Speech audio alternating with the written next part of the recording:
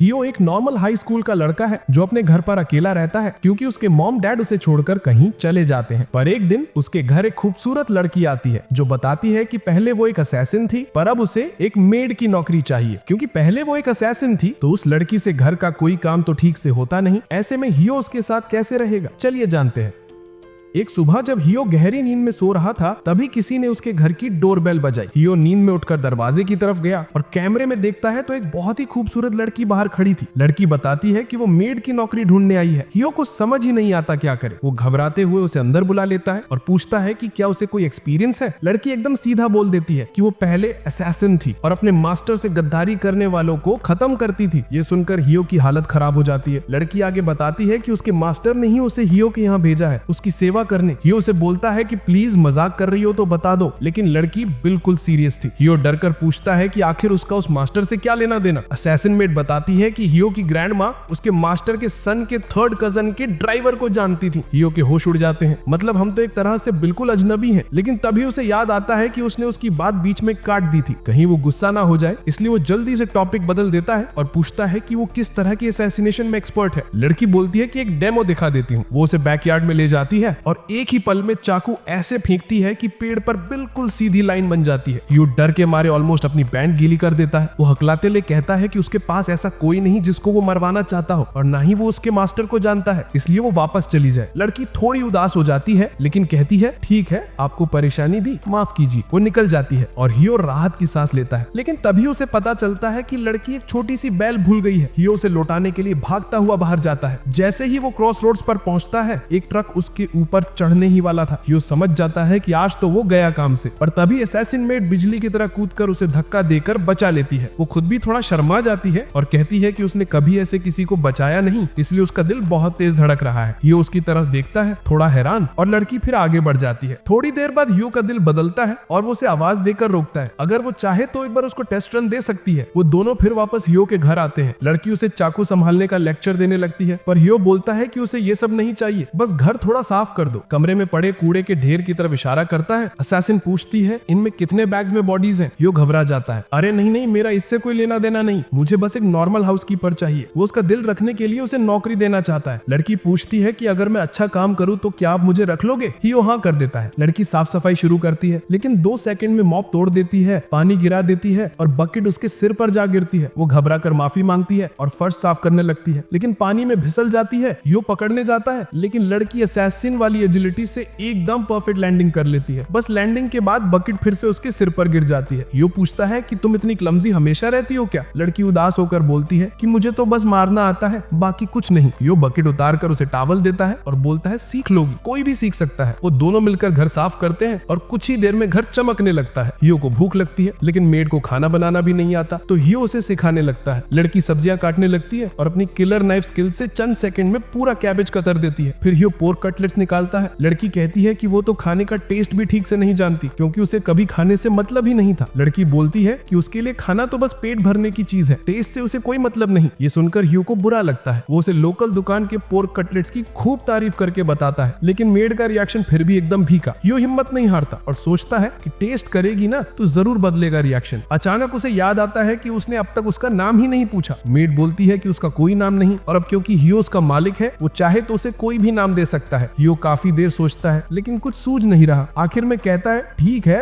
अभी के लिए तुम्हारा नाम मेड ही रख देते हैं। हियो खाना परोस देता है और दोनों खाना शुरू करते हैं। हियो उसके रिएक्शन का इंतजार करता है। टेस्ट उसे खास महसूस नहीं होता लेकिन खाने में उसे एक अजीब सी गर्माहट महसूस होती है जो उसने पहले कभी महसूस नहीं की थी। वो हल्की मुस्कान के साथ बोलती है डिलीशियस है। लेकिन जैसे ही हियो उसे वो खास सॉस ट्राई कराता है जो 90% MSG होता है, वो मेड तो बस टेस्ट से ही हिल जाती है। उसी रात हियो एक बुरे सपने से रोते हुए उठ जाता है। ये वही सपना है जिसमें उसकी माँ उसे छोड़कर चली जाती है जो वो कई सालों से देखता आया है। उसे अचानक भूख लगती है तो वो नूडल्स बनाने के लिए किचन में जाता है लेकिन अंदर पहले से कोई था। हियो डर जाता है, कहीं मेड मुझे मारने तो नहीं आई। वो धीरे से झांक कर देखता है, मेड वहां खड़ी थी। उसके चेहरे पर लाल सा दाग लगा हुआ था। हियो घबरा जाता है, ये क्या, खून। लेकिन जैसे ही वो मुड़ती है और उसके हाथ में एक सॉस की बोतल दिखती है उसकी जान में जान आती है। मेड घबरा जाती है पर हियो कहता है रिलैक्स, मिडनाइट मंचीज किसे नहीं लगती। हियो कुछ लेफ्ट ओवर खाना और कप नूडल्स गर्म करता है। दोनों साथ बैठकर खाते हैं। खाना खाना खत्म होने के बाद मेड पूछती है कि आपको अभी बुरा सपना आया था। वो बताती है कि जब वो किचन आ रही थी उसने हियो के कमरे से कुछ कराहने की आवाजें सुनी। वो सोचकर कि शायद कोई हमला कर रहा है वो अंदर गई और पाया कि हियो नींद में रो रहा है। हियो को शर्म आने लगती है। फिर मेड बोलती है आप बार बार अपनी मॉम का नाम ले रहे थे। फिर मेड अपने सपने के बारे में बताती है। वो बोलती है कि उसने एक बहुत बड़ी सॉस की बोतल देखी जो उससे बात कर रही थी, लेकिन जैसे ही वो उसे चाटने गई बोतल गायब हो गई। ये सुनकर हियो एकदम स्टंट रह जाता है। मेड आगे बोलती है कि ये उसके लिए नया अनुभव है क्योंकि आज तक उसके सारे सपने बस मारने या मारे जाने के होते थे, इसलिए उसे बुरा लग रहा है कि हियो को बुरा सपना आया और वो उसे ढंग से कंफर्ट भी नहीं कर पाई। हियो से बताता है कि कोई बड़ी बात नहीं, उसकी माँ जब से घर छोड़कर गई है तब से उसे ऐसे सपने आते रहते हैं। बचपन में जब उसे डर लगता था वो माँ की गोद में सिर रखकर सो जाता था। ये सुनकर मेड तुरंत अपने मोटे मोटे पैर आगे कर देती है। तो आप मेरी गोद में सो जाओ। हियो चौंक जाता है। नहीं नहीं, मैं बच्चा नहीं हूँ और किसी भी अनजान की गोद में नहीं सो सकता। ये सुनकर मेड का चेहरा उतर जाता है। उसे अपने पुराने मालिक की बातें याद आने लगती हैं कि वो किसी काम की नहीं बस मारने के ही लायक है। उसे ठंड महसूस होने लगती है। तभी हियो धीरे से अपना सिर उसकी गोद में रख देता है। मेड का दिल पिघल जाता है। वो धीरे से कहती है आप जितनी देर चाहें ऐसे ही सो सकते हैं। अगले दिन मेड कूड़े कचरे को छोटे छोटे टुकड़ों में काटकर कॉम्पैक्ट बना रही होती है। हियो उसकी स्किल्स देखकर दंग रह जाता है। हियो जब ट्रैश बाहर फेंकने जाता है उसके दरवाजे पर एक छोटा सा पपी रखा हुआ मिलता है। हियो गुस्से में कहता है क्या मेरा घर कोई ऑर्फनेज है? हर तरह के जानवर यहीं छोड़ जाते हैं क्या? मेड बॉक्स में लगी चिट्ठी निकालती है। उसमें लिखा था ओनर ने पपी लिया था सोचकर कि स्मॉल ब्रीड होगा, पर ये तो बड़ी नस्ल का निकला। उसके पास न पैसे हैं न टाइम, इसलिए उसने इसे कॉलोनी के सबसे अमीर दिखने वाले घर के सामने छोड़ दिया और उम्मीद करता है कि ये पपी ही पाल लेगा। हियो सिर पकड़ लेता है। बस यही बाकी था। हियो को पपी पालने में दिक्कत तो लग रही थी, लेकिन फिर भी वो उसे अपनाने का फैसला कर लेता है क्योंकि इतनी गर्मी में बाहर छोड़ देने पर वो मर भी सकता है। हियो की ये बात सुनकर मेड के पुराने घाव ताजा हो जाते हैं। वो कहती है बिना सोचे किसी की जान बचाना हमेशा सही नहीं होता। जिन्हें छोड़ दिया जाता है उन्हें खुद मजबूत बनकर जीना सीखना चाहिए। वो हियो को समझाती है कि अगर उसने डॉग पर दया दिखाई तो आगे चलकर उसे पछतावा भी हो सकता है। हियो शांत आवाज में जवाब देता है मेरा दिल इतना भी पत्थर का नहीं है। इंसान बस इतना करता है कि जिसे बचा सकता है बचा लेता है। वो पपी को उठाकर अपनी बाहों में लेता है और मेड से पूछता है कल तुमने मुझे सिंपैथी में बचाया था या बस इंस्टिंक्ट थी किसी को बचाने की? फिर वो पपी को अंदर ले जाता है। घर के अंदर आकर हियो पपी को देखता है। वो छोटा फ्लफी और काफी क्यूट का। हियो पूछता है तुम भी पकड़ना चाहोगी? मेड तुरंत पीछे हट जाती है। नहीं नहीं। हियो पूछ लेता है कहीं तुम डॉग से डरती नहीं हो? वो शर्माते हुए हाँ कह देती है। हाँ थोड़ा डर लगता है, लेकिन फिर भी कहती है कि लेकिन अगर आप ऑर्डर दें कि इसे पकड़ूं तो मैं मान जाऊंगी। हियो कहता है कि तुम्हें खुद को मजबूर करने की जरूरत नहीं, पर डर लगता क्यों है? मेड बताती है कि जब मास्टर मुझे असैसिन बनने की ट्रेनिंग दे रहा था वो मुझे जंगल में छोड़ देता था जंगली कुत्तों के बीच, वहीं से ये डर आया। हियो घबरा जाता है। ये तो बड़ी दिक्कत है क्योंकि पपी तो यहीं रहेगा। मैं तो चाहता था कि तुम उसकी केयर में मेरी मदद करो। उसकी बात मेड के दिल पर लगती है। वो बेकार महसूस करने लगती है और यूजफुल बनने के लिए डर का सामना करने का फैसला करती है। वो बोलती है क्या मैं इसे पकड़ के देख सकती हूँ? हियो पपी उसके हाथ में देता है। मेड डर के चलते ऐसे कांपने लगती है जैसे पुराना नोकिया फोन वाइब्रेशन मोड पर हो। पपी उसकी बाहों में शांति से लेट जाता है। हियो हंसते हुए पूछता है अच्छा इसमें डरने वाली क्या बात है? मेड फुसफुसाती है इसके नुकीले दांत हैं, पंजे हैं। हियो कहता है पर ये तो बहुत इनोसेंट सा दिख रहा है। तभी पपी अचानक उसका फिंगर चबाने लगता है। मेड इतनी डर जाती है कि लगभग उसे खिड़की से बाहर ही फेंक देती है, लेकिन हियो समय रहते उसे पकड़ लेता है। मेड जमीन पर गिरकर चैन की सांस लेती है और पपी अब हियो की उंगलियां चबाने लगता है। हियो समझ जाता है कि उसके दूध के दांत इची हो रहे हैं, तो वो उसे पास की पेट शॉप ले जाता है, चेकअप कराता है और जरूरी सामान खरीदता है। घर लौटते वक्त हियो मेड को धन्यवाद कहता है शॉपिंग में मदद करने के लिए। मेड शांत स्वर में कहती है मैंने आप जैसा दयालु इंसान कभी नहीं देखा। आप जो भी ऑर्डर देते हैं वो मेरे लिए नया है। पहले मेरी जॉब सिर्फ मारना थी और गलती की कोई गुंजाइश नहीं थी, लेकिन आपने मुझे हर गलती के बाद भी माफ किया। वो हल्की आवाज में पूछती है मैं आपके लिए क्या कर सकती हूँ? क्या मैं यहाँ रहने लायक हूँ? हियो जवाब देने ही वाला था कि पपी भागने लगता है। हियो से पकड़ता है और फिर मेड से कहता है शायद तुम हमेशा से असैसिन की जिंदगी छोड़ना चाहती थी, एक नॉर्मल लड़की की तरह जीना चाहती थी। ये तुम्हारा चांस है, अब ज्यादा मत सोचो। मेड इस बारे में सोचती है। सारी जिंदगी उसने कभी ये महसूस ही नहीं किया कि वो किलिंग छोड़ भी सकती है। उसे लगता था कि उसकी जिंदगी का एकमात्र मकसद किसी को मारना ही है और अगर वो ये काम छोड़ दे तो वो बेकार हो जाएगी। तभी हियो कहता है देखो कितना खूबसूरत सनसेट है। मेड उसके पास जाकर खड़ी हो जाती है। वो सोचती है शायद अगर मैं हियो के साथ रहूं तो मैं समझ पाऊंगी कि मैं असल में क्या चाहती हूँ। हियो कहता है जब तुम पहली बार मेरे घर आई थी मैं बहुत डर गया था। मैंने कभी असली असैसिन नहीं देखी थी, लेकिन तुम्हें जानने के बाद मुझे लगा तुम अंदर से बहुत अच्छी इंसान हो। अच्छी इंसान शब्द सुनते ही मेड को वो दिन याद आ जाता है जब वो बस एक नॉर्मल लड़की थी और उसके माता पिता उसे प्यार से सहलाते थे। मेड अचानक हियो से पूछती है कि वो फिर से एक नॉर्मल लड़की कैसे बन सकती है। हियो उसे सबसे पहले उसकी असफलताओं के बारे में समझाता है। वो कहता है कि वो जो भी काम उसे देता है सब सब उसके लिए नए होते हैं, इसलिए उसका फेल होना बिल्कुल सामान्य है और उसे अपनी गलतियों का बोझ नहीं उठाना चाहिए। थोड़ी देर बाद मेड डिनर की तैयारी करने लगती है और एक आम इंसान की तरह पत्ता गोभी काटती है। उसे लगता है कि सामान्य तरीके से काम करना कितना आसान है और इसमें ज्यादा ध्यान भी नहीं लगता। तभी वो डिनर के बारे में सोचने लगती है कि अचानक छोटा पपी उसके पास आकर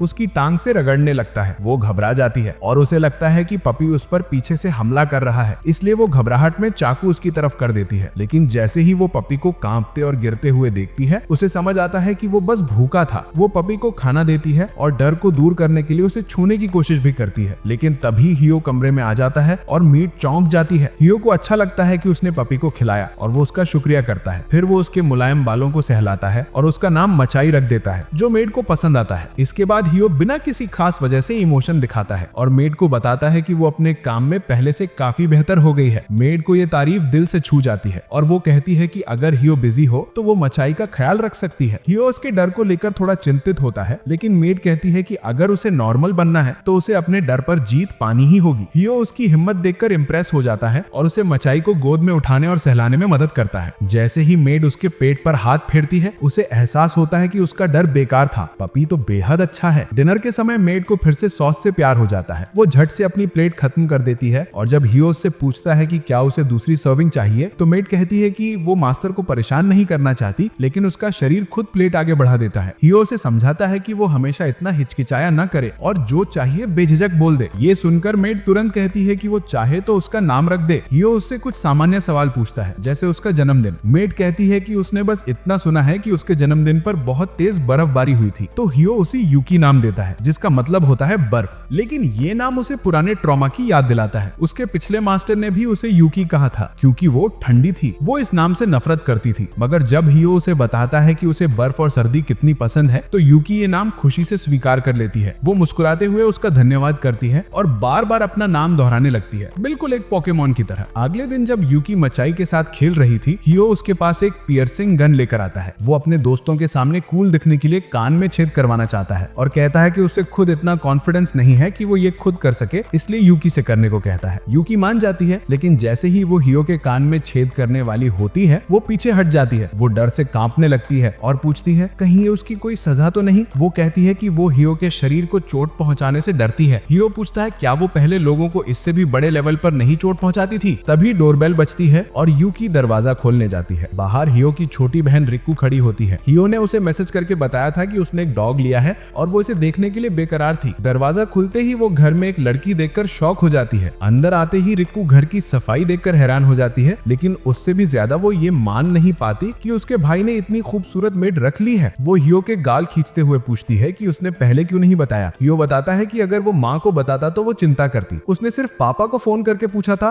और उन्होंने बस ठीक है कह दिया। रिक्कू फिर उसके गाल खींचती है और यूकी पूछती है कि क्या भाई बहन अलग घरों में रहते हैं। ये सुनकर रिक्कू शर्म से मुड़ जाती है और हियो बताता है कि उसकी बहन को सुंदर लोग और चीजें बहुत पसंद है, इसलिए उसने उसे यूकी के बारे में नहीं बताया। अंत में दोनों लड़कियां अपना परिचय देती हैं। रिक्कू कहती है कि यूकी का नाम बहुत प्यारा है। यूकी मुस्कुराकर उसे धन्यवाद देती है और बताती है कि हियो ने उसे ये नाम इसलिए दिया क्योंकि वो पहले एक असैसिन थी और उसका कोई पक्का नाम नहीं था। हियो उसे रोकने की कोशिश करता है, लेकिन जो नुकसान होना था वो हो चुका था। रिक्कू ठहर सी जाती है जब वो ये सुनती है, पर वो यूकी से डरती नहीं बल्कि अजीब लगता है क्योंकि वो दोनों खूबसूरत भी है और जबरदस्त भी। रिक्कू उससे ऑटोग्राफ मांगती है, लेकिन उसका हैंडराइटिंग देखकर थोड़ी निराश हो जाती है। बहुत ही बच्चों और रूड था। यूकी उनकी रिएक्शंस देखकर परेशान हो जाती है और बताती है कि लिखने में वो अच्छी नहीं है, पर 12 भाषाएं फ्लुएंटली बोल सकती है। रिक्कू और भी इंप्रेस हो जाती है और समर वेकेशन का प्रोजेक्ट यूकी पर बनाने का मन बना लेती है। वो यूकी से कहती है कि पहले अपनी असैसिन स्किल्स दिखाओ। हियो अपनी बहन को रोकता है और कहता है कि वो कुछ भी ऐसा ना लिखे जिससे यूकी को परेशानी हो, लेकिन रिक्कू कहती है कि वो सब फिक्शन की तरह लिख देगी। फिर वो यूकी से कहती है कि बैकयार्ड आकर अपनी एबिलिटीज दिखाए। बैकयार्ड में रिक्कू अपने सिर पर एक सेब रख के खड़ी होती है। वो यूकी की एम पर पूरा भरोसा करती है। यूकी चाकू फेंकने के लिए तैयार होती है और एकदम से सेब के बीच में मार देती है। रिक्कू का एक्साइटमेंट अपने से ऊपर नहीं रहता। वो पूछती है कि ये चाकू तुम कहां से निकालती हो। यूकी बताती है कि ये मेरे कपड़ों में छुपा रहता है। पहले तो मेरे पास 16 चाकू होते थे, लेकिन हियो ने कहा ये ज्यादा है तो अब सिर्फ 5 रखती हूँ। इतना सब पूछते हुए रिक्कू का पेट गरजने लगता है। हियो हंसते हुए कहता है लगता है लंच टाइम हो गया है। रिक्कू यूकी से कहती है कि वो उसके लिए अपनी सिग्नेचर डिश बनाए, पर यूकी के पास कुकिंग में सिर्फ कप्पा गोभी काटने की स्किल है। तो वो लोग बाहर निकलते हैं और बिग मैक्स खाने चले जाते हैं। रिक्कू बाहर समर फेस्टिवल का पोस्टर देखती है जो शाम को होने वाला है। हियो यूकी को बताता है कि वहाँ एक स्पेशल सॉस बिकता है। यूकी वो सुनकर लार टपकाने लगती है और हियो को करती है कि उसे वहाँ ले चलो। हियो खुशी खुशी मान जाता है। तीनों मिलकर फेस्टिवल में जाते हैं और शूटिंग गेम खेलते हैं। रिक्कू कुछ भी निशाना नहीं लगा पाती तो यूकी गन लेती है ताकि अपनी स्किल्स दिखा सके, पर वो भी निशाना नहीं लगा पाती क्योंकि गन क्रुकेड थी। इससे उसे शक होने लगता है कि कहीं वो असैसिन बनने के लिए ठीक नहीं है क्या। इसके बाद वो गोल्ड फिश स्कूपिंग पर जाते हैं जहाँ यूकी अपनी स्किल्स दिखाती है। फिर वो सॉस की दुकान पर जाते हैं और यूकी क्रैकर्स पर लगी मजेदार सॉस का आनंद लेती है। रिक्कू पानी भागने जाती है और हियो और यूकी उसका इंतजार में पास बैठते हैं। वो पूछता है कि क्या यूकी कभी फेस्टिवल्स में गई है। यूकी बताती है कि वो फेस्टिवल्स में गई जरूर है, लेकिन वो सिर्फ अपने टारगेट्स को मारने के लिए गई थी। वो उदास हो जाती है जब पुरानी यादें ताजा होती हैं। तभी फायरवर्क शुरू होते हैं और वो उन्हें देखकर दंग रह जाती है। थोड़ी देर में रिक्कू लौट आती है, बैठती है उनके बीच और सब फायरवर्क देखते हैं। फिर वे घर जाने लगते हैं। तभी एक बाइक बड़ी तेजी से उनके पास आती है। कोई चिल्लाता है कि वो रॉबर है जिसने उनका सामान चुरा लिया है। बाइक लगभग रिक्कू को भी टक्कर मार ही देता, पर यूकी ने उसे बचा लिया। हियो जाकर देखता है कि सब ठीक है, लेकिन उसे लगने लगता है कि उसकी बहन ने यूकी की किसी नई किक को जगाया है। हियो खुश है कि किसी को चोट नहीं आई, लेकिन वो बाइकर से गुस्सा है जिसने लोगों को लूट कर उनकी जान खतरे में डाल दी। वो कहता है ऐसे लोगों को सख्त सजा मिलनी चाहिए। यूकी मानती है कि यही इसका अगला मिशन है। वो एकदम स्पाइडरमैन की तरह बिल्डिंग पर चढ़ जाती है और रॉबर का पीछा करने लगती है। हियो उसे रोकने का मौका तक नहीं मिलता और रिक्कू कहती है कि उन्हें यूकी को पकड़ना होगा क्योंकि वो उसे रॉबर को मारते देखना चाहती है। वे यूकी का पीछा करते हुए छतों पर कूदते हैं। जल्द ही यूकी रॉबर को पकड़ लेती है। वो बिल्डिंग से छलांग लगाकर 2 चाकू उसके टायर्स पर फेंकती है, जिससे बाइक कंट्रोल खो देता है और एक गली में क्रैश कर जाता है। हियो और रिक्कू वहां पहुंचते हैं। जैसे ही यूकी चाकू लेकर रॉबर के पास आती है, हियो घबरा जाता है और उसे पूछता है कि उसे मारना क्यों चाहती है, पर यूकी बस रॉबर के हेलमेट पर हल्का सा टैप करती है और कहती है ये इसकी सजा है। हियो राहत महसूस करता है जब यूकी वापस मुड़ती है और बताती है कि ये सही सजा है क्योंकि जिसे उसने लूटा था वो महिला पुलिस के साथ वहां आ चुकी है और रॉबर को पकड़वाने वाली है। बाइक वाला निकल जाता है और हियो और लड़कियां घर की तरफ चल देते हैं। रिको यूकी से कहती है कि जब वो स्कूल में अपनी दोस्तों को इसके बारे में बताएगी तो सब बहुत हैरान होंगे। यूकी को उसके स्कूल के बारे में जानने की उत्सुकता होती है क्योंकि वो कभी स्कूल गई ही नहीं। रिको बताती है कि स्कूल बहुत मजेदार जगह है, उसमें दोस्त बनते हैं और बहुत कुछ सीखा जाता है। फिर रिको अपने घर की तरफ निकल जाती है। उसकी बातें सुनकर यूकी भी स्कूल जाने में दिलचस्पी लेने लगती है। वो हियो से कहती है कि शायद स्कूल जाना उसे नॉर्मल बनने में मदद करेगा। हियो भी सहमत हो जाता है, लेकिन सोचता है कि क्या उसकी उम्र में उसे स्कूल जाने की इजाजत है भी या नहीं। फिर समय बीतता है और समर वेकेशन खत्म हो जाता है। हियो स्कूल वापस जाता है और नया हाई स्कूल साल शुरू करता है। वो सोचता है कि क्या यूकी घर अकेली ठीक रहेगी। तभी उसका एक बदमाश दोस्त आता है और पूछता है कि क्या उसने सुना टाउन में एक प्रिटी मेड कॉस्प्लेयर आई है। हियो उसे सुनते ही अपना ड्रिंक बाहर फेंक देता है और फिर ऐसे बर्ताव करता है जैसे उसे कुछ पता ही नहीं, ताकि और सवाल न पूछे जाए। उसका एक और दोस्त बताता है कि उसने वो प्रिटी मेड कभी कभी लाइब्रेरी में देखी है। हियो को ये सुनकर आश्चर्य होता है, यूकी लाइब्रेरी क्यों जाती है। तभी उनके टीचर क्लास में आते हैं और बताते हैं कि आज उनकी क्लास में एक नया ट्रांसफर स्टूडेंट आया है और वो कोई और नहीं बल्कि यूकी ही होती है। हियो पागल हो जाता है उसे देखकर। टीचर उसे बताते हैं कि यूकी हियो की कजिन है और कहते हैं कि वो उसके सामने वाली सीट पर बैठे। हियो अभी भी समझ नहीं पा रहा होता कि ये सब कैसे हो रहा है। तभी यूकी मुड़कर कहती है मैं अपने मास्टर के साथ पढ़ाई करने के लिए उत्सुक हूँ। पूरी क्लास अचानक हियो से जलने लगती है। बाकी दिन हियो के लिए बहुत मुश्किल गुजरता है। स्कूल के बाद जब रिको उसे देखने आती है तो हियो बिल्कुल पत्थर जैसा हो चुका होता है। तभी हियो को पता चलता है कि ये सब कुछ रिको ने किया था। वो खुशी से कूद पड़ती है और बताती है कि यही उसकी बड़ी सरप्राइज थी। हियो थोड़ा निराश होता है, लेकिन घर जाते हुए रिको कहती है यूकी बहुत जल्दी सीखती है, उसने सिर्फ 3 दिन में सब बेसिक सीख लिए। हियो कहता है कि उसे कुछ और जानना है, जैसे यूकी ने स्कूल में एडमिशन कैसे पाया, खासकर उसकी क्लास में, और क्यों उसे अपना कजन बनना पड़ा और ये सब उससे छुपाया गया। यूकी बताती है कि ये सब रिको का आइडिया था। कजन बनने से उसकी कहानी बिलीवेबल लगती है। एडमिशन के लिए उसने अंडरवर्ल्ड की कुछ कनेक्शंस का इस्तेमाल किया था। फिर कहती है कि रिको ने उसे हियो को एडमिशन के बारे में कुछ नहीं बताने को कहा था ताकि उसकी रिएक्शन देखना मजेदार होगा। हियो थोड़ा गुस्सा होकर थप्पड़ मारता है। यूकी सोचती है कि वो नाराज हो गया होगा, लेकिन हियो कहता है कि वो नाराज नहीं बस हैरान है, और फिर कहते हैं कि अब से साथ मिलकर अपनी हाई स्कूल लाइफ एंजॉय करेंगे। अगले दिन जैसे ही लंच ब्रेक शुरू होता है, सारे स्टूडेंट कैफेटेरिया की तरफ दौड़ पड़ते हैं। वो सब स्पेशल कटसुडा ब्रेड खरीदने जा रहे होते हैं जो हफ्ते में सिर्फ एक दिन बिकता है। यूकी इसके बारे में क्यूरियस हो जाती है। हियो उसे बताता है कि कटसुडा बेकरी बहुत फेमस है और स्कूल ने उनके साथ टाई अप किया है ताकि हफ्ते में एक दिन ये स्वादिष्ट ब्रेड बेच सके। क्योंकि ये रेयर है इसलिए कुछ ही पीसेस होते हैं और सब चाहते हैं कि वो सबसे पहले खरीदें। हियो यूकी को ब्रेड के अलग अलग वर्जन्स के बारे में बताता है जिसमें एक के अंदर स्पेशल सॉस भी होता है। यूकी को बस यही सुनना था और वो कहती है कि वो दोनों के लिए ब्रेड लाएगी। हियो उसे बताता है कि क्लासरूम कैफेटेरिया से सबसे दूर है तो ये मुश्किल होगा, पर यूकी हार मानने को तैयार नहीं। वो खिड़की से कूदकर रूफटॉप पर पहुंच जाती है। हियो उसे रुकने के लिए कहता है, लेकिन जब वो उसके चेहरे पर डिटर्मिनेशन देखता है तो समझ जाता है कि रोकने रोकना बेकार है। यूकी रेलिंग पर दौड़ती हुई पूरी तरह से अपने मकसद पर फोकस कर लेती है, ब्रेड लेने के लिए।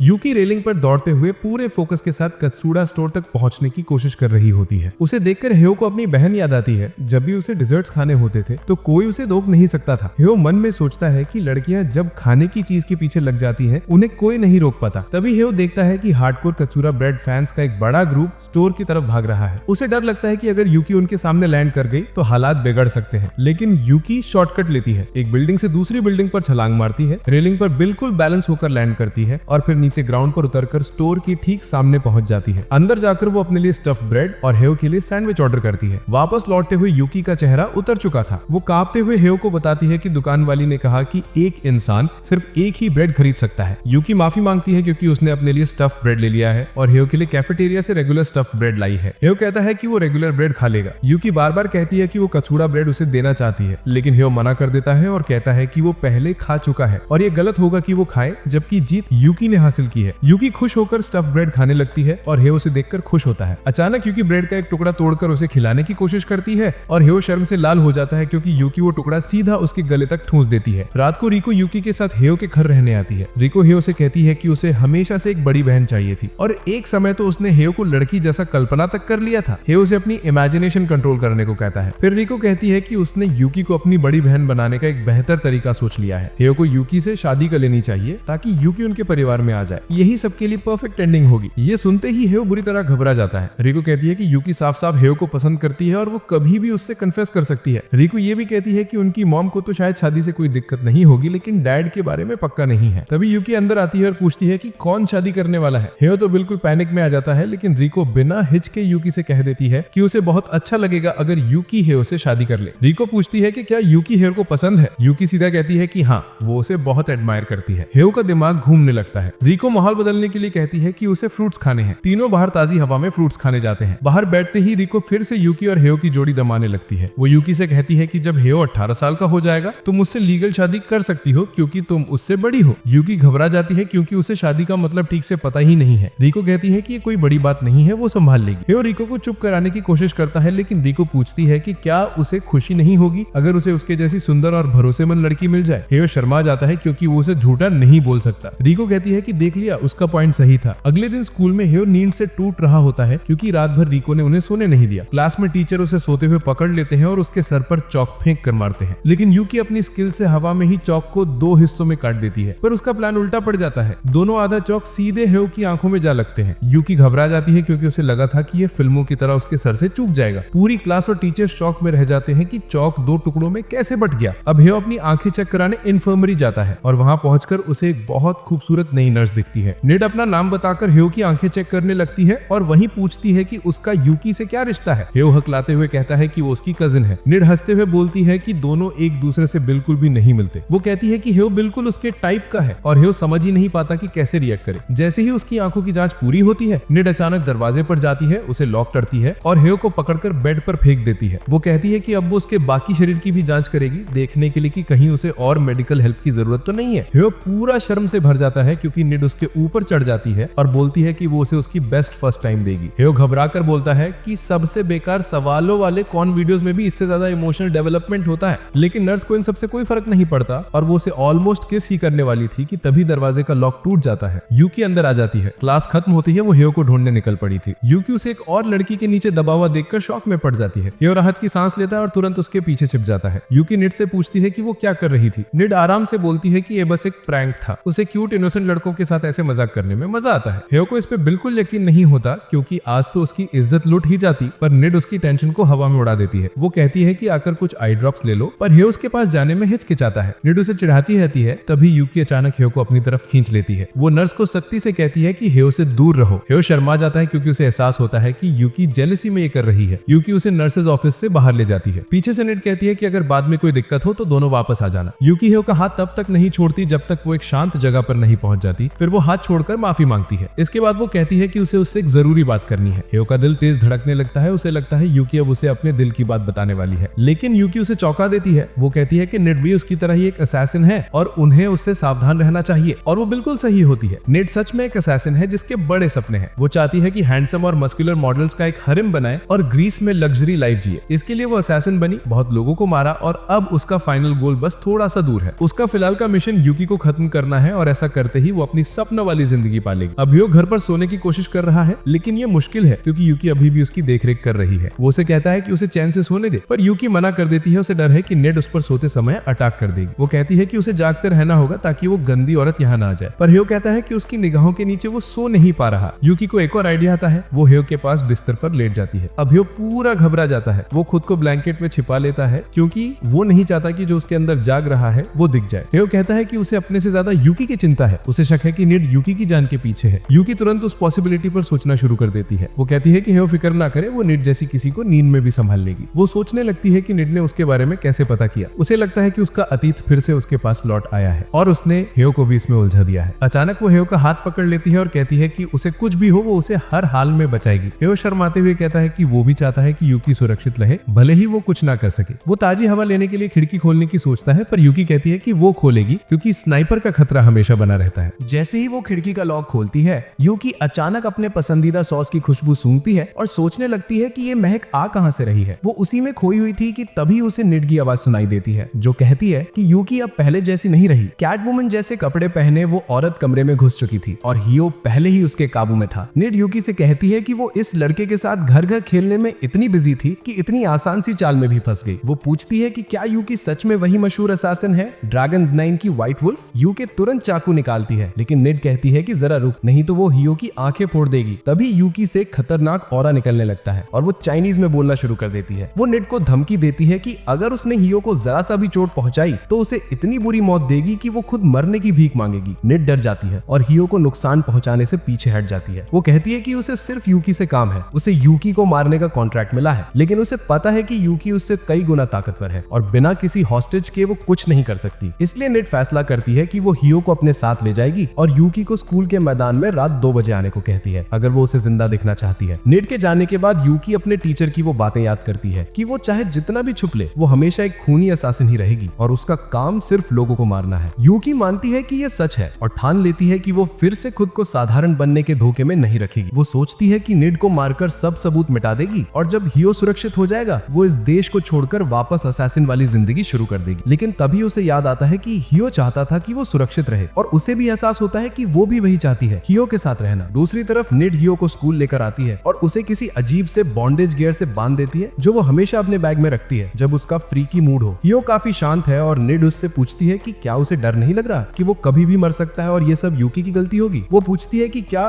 उसे अब यूकी से नफरत हो गई है। ह्यो कहता है कि डर लग रहा है पर उसे यूकी पर भरोसा है कि वो उसे बचा लेगी। नेड को उसके जवाब पर थोड़ी हैरानी होती है। वो कहती है कि उसे ह्यो को इस लड़ाई में नहीं घसीटना था, पर यूकी जैसी खतरनाक असैसिन से बिना हॉस्टेज के लड़ना नामुमकिन है। ह्यो उससे पूछता है कि ये जू कौन है। नेड हैरान होकर कहती है कि क्या उसे यूकी का असली अंडरवर्ल्ड वाला नाम भी नहीं पता। वो बताती है कि यूकी सिर्फ एक असैसिन नहीं, एक दानव थी। अंडरवर्ल्ड में बहुत से खतरनाक लोग थे, लेकिन यूकी एक अलग ही स्तर पर थी, पूरी तरह से जालिम, बिना किसी इमोशन के और बिना पलक झपकाए लोगों को मारने वाली। वो ड्रैगन्स 9 की नंबर 4 थी, जो दुनिया के सबसे टॉप असैसिन्स का क्लैन है। ड्रैगन्स 9 दुनिया भर से सबसे खतरनाक और हुनरमंद बच्चों को उठाकर उन्हें मास्टर असैसिन बनाता है और इतिहास की लगभग हर बड़ी उथल पुथल में उनका हाथ रहा है। पर इतनी ताकत का मतलब है बहुत दुश्मन और उनके सर पर बहुत बड़ा इनाम। नेड कहती है कि अगर वो यूकी को मार देगी तो उसे ढेर सारा पैसा मिलेगा और उसकी रेपुटेशन भी बढ़ जाएगी। ह्यो को उसकी बातों से बिल्कुल इंप्रेशन नहीं होता। वो कहता है कि क्या वो सच में उस यूकी की बात कर रही है जो बस 16 साल की लड़की है, जो एक पल में बिल्कुल इमोशनलेस लगती है और अगले ही पल सब कुछ चेहरे पर साफ दिखा देती है। नेड चिढ़कर चिल्लाती है कि उसे पूरा यकीन है कि यूकी वही जू है, क्योंकि वो कई हफ्तों से यूकी की जासूसी कर रही थी। वो सोचने लगती है कि ह्यो भी कुछ अलग ही किस्म का इंसान है, क्योंकि कोई भी अपनी जान खतरे में देखकर इतना शांत नहीं रहता। ह्यो ने यूकी के पत्थर जैसे ठंडे दिल को पिघला दिया था और अब नेड को पूरा यकीन हो चुका था कि इस लड़के में कुछ ना कुछ खास है। लेकिन वो ये भी जानती थी कि वो इसकी मदद से यूकी को और कमजोर बना सकती है, क्योंकि यूकी उसे बचाने के लिए कुछ भी कर सकती है। जैसे ही घड़ी 2 बजने का इशारा करती है, यूकी वहां पहुंच जाती है। वो भागते हुए नेड की तरफ बढ़ती है और नेड तुरंत फायर कर देती है, लेकिन यूकी बड़ी आसानी से गोलियों को स्लैप करके हवा में उड़ा देती है। नेड अपने अगले प्लान पर जाती है। वो जमीन पर गोली मारती है और ट्रिप माइन एक्टिवेट हो जाती है और यूकी को ये तब पता चलता है जब वो पहले ही एक्टिव हो चुकी थी और एक बड़ा धमाका उसे पूरी तरह से धुएं में ढक लेता है। निड हंसने लगती है क्योंकि उसे लगता है कि उसकी जीत हो गई है और हियो का चेहरा डर से सफेद पड़ जाता है। लेकिन यूकी धुएं को चीरते हुए बाहर आती है, बिल्कुल सुरक्षित, और सीधा निड पर हमला करती है। निड किसी तरह उसका वार रोक लेती है। फिर वो यूकी को चिढ़ाने लगती है। वो कहती है कि अगर यूकी ने अपना असली अतीत हियो को बता दिया तो हियो कभी उसे अपने पास नहीं रहने देगा। लेकिन यूकी उसकी बातों को पूरी तरह अनसुना करती है। वो उससे कहती है, चुप रहो, हियो को कल स्कूल भी जाना है और इतनी देर बाहर रहने से वो कल क्लास में नींद में रहेगा। निड चिल्लाने लगती है क्योंकि उसे कोई भी सीरियस ही नहीं ले रहा। वो कहती है कि अगर यूकी ने बात नहीं मानी तो हियो के सारे हाथ पैर उड़ा दिए जाएंगे। वो अपने फोन पर कुछ बटन दबाती है और अचानक हियो के चारों लिम्स पर लेजर पॉइंट हो जाते हैं। निड कहती है कि वहां स्नाइपर गन्स लगे हैं और एक बटन दबाते ही हियो सिर्फ एक टोर्सो बन जाएगा। वो यूकी को हार मानने को कहती है, लेकिन यूकी बिना हिचकिचाए उसकी तरफ दौड़ती है। निड डर के मारे बटन दबा देती है, लेकिन उसी पल यूकी 4 चाकू निकालकर लेजर की दिशा में फेंक देती है और चाकू गोलियों को हवा में ही डिफ्लेक्ट कर देते हैं। निड पूरी तरह हिल जाती है। ये उसके प्लानिंग में बिल्कुल नहीं था। वो दूसरा ट्रैप एक्टिवेट करने जाती है, लेकिन यूकी का एक चाकू उड़ते हुए आता है और उसका फोन तोड़ देता है। निड चीख पड़ती है, ये नया फोन था, इंश्योरेंस भी नहीं लिया था मैंने। यूकी उसके पास आती है और डर से पागल निड हियो पर बंदूक तानने की कोशिश करती है, लेकिन यूकी एक किक से बंदूक उड़ाकर फेंक देती है। यूकी उसे मारकर जमीन पर गिरा देती है और निड को लगता है कि अब उसकी मौत पक्की है। वो यूकी को उकसाने की कोशिश करती है, कहती है कि यूकी कभी नॉर्मल लाइफ नहीं जी पाएगी क्योंकि वो अभी भी एक हत्यारिन है और उसके पीछे हमेशा दुश्मन लगे रहेंगे। वो पूछती है कि क्या वो उनको मारती रहेंगी और ऐसे दिखाएंगी कि सब नॉर्मल है, लेकिन यूकी शांति से कहती है, मैं अब किसी को नहीं मारूंगी और मैं ये भी नहीं होने दूंगी कि मेरी वजह से कोई मरे। वो हियो को आजाद करती है और दोनों घर की तरफ निकल जाते हैं। निड जमीन पर पड़ी रहती है, पूरी तरह सदमे में। उसे अब समझ आ चुका है कि यूकी के बारे में जो कहानियां उसने सुनी थी सब सच थी। अगर यूकी सच में उसे मारना चाहती तो वो कब की मर चुकी होती। निड हंसने लगती है, जिंदा बच जाने की राहत। दूसरी तरफ घर जाते हुए यूकी अचानक हियो से माफी मांगती है कि आज उसके साथ इतना सब हो गया। वो कहती है कि अगर हियो चाहे तो वो हमेशा के लिए उसकी जिंदगी से चली जाएगी ताकि वो सुरक्षित रहे। हियो उसकी आवाज में छुपा दुख महसूस करता है। वो बस उसका हाथ पकड़कर कहता है, मुझे कुछ सेल्फ डिफेंस सिखा दो ताकि अगली बार मैं भी तुम्हारी मदद कर सकूं। यूकी ये सुनकर भावुक हो जाती है और दोनों घर वापस चले जाते हैं। अगले दिन स्कूल में लड़कियां वॉलीबॉल खेल रही होती हैं और यूकी की तेज सर्व से लगातार पॉइंट बन रहे होते हैं। लड़के उसे देखकर पिघल रहे होते हैं और यकीन नहीं कर पा रहे होते कि इतनी परफेक्ट लड़की हियो की रिलेटिव है। हियो को इन कंपैरिजंस की कोई परवाह नहीं क्योंकि वो यूकी की असली ताकत जान चुका है। उसे पिछली रात की सारी घटना याद आती हैं जो बिल्कुल किसी एक्शन मूवी जैसी थी और उसके शरीर के रोंगटे खड़े हो जाते हैं। वो यूकी के अतीत के बारे में जानना चाहता है लेकिन उसे तकलीफ नहीं देना चाहता। गेम रुकता है, यूकी उसे मुस्कुराकर देखती है और सारे लड़के हियो से जलने लगते हैं। हियो सोच में खोया होता है कि तभी एक वॉलीबॉल तेजी से उड़कर उसके चेहरे से टकराने ही वाली थी, लेकिन लकीली किसी ने उसे वक्त पर रोक लिया। हियो ऊपर देखता है तो पता चलता है कि वो निड है जिसने अचानक अपने बाल ब्लॉन्ड डाई कर लिए हैं। वो फ्लर्ट करते हुए उससे पूछती है, तुम ठीक हो ना हियो? इस पर हियो का दिमाग हिल जाता है।